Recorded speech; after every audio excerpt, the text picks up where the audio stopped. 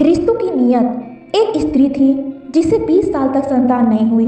कर्मों के संयोग से 20 वर्षों के बाद वे गर्भवती हुई और उसे पुत्र संतान की प्राप्ति हुई, किंतु दुर्भाग्यवश 20 दिन में वे संतान मृत्यु को प्राप्त हो गई। वे स्त्री हद से ज्यादा रोई और उस मृत बच्चे का शव लेकर एक सिद्ध महात्मा के पास गई।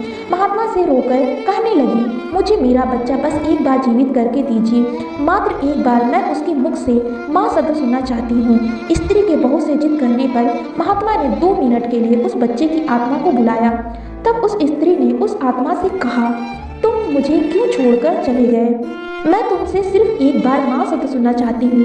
उस आत्मा ने कहा, कौन माँ? कैसी माँ? मैं तो तुमसे कर्मों का हिसाब किताब करने आया था।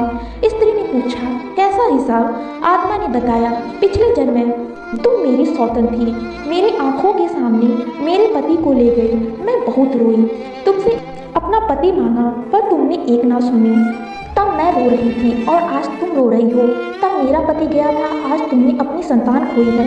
बस मेरा तुम्हारे साथ जो कर्मों का हिसाब था वे मैंने पूरा किया और मर गया। इतना कहकर आत्मा चली गई। उस स्त्री को झटका लगा। उसे महात्मा ने समझाया, देखो मैंने कहा था ना कि ये सब रिश्तेदार, माँ पिता भाई बहन सब कर्मों का हिसाब करने आए हैं। यही हमारे रिश्तों की नियत है, इसलिए बस अच्छे कर्म करो ताकि हमें बाद में भुगतना ना पड़े। वे स्त्री समझ गई और अपने घर लौट गई। अतः हमेशा अच्छे कर्म करना चाहिए।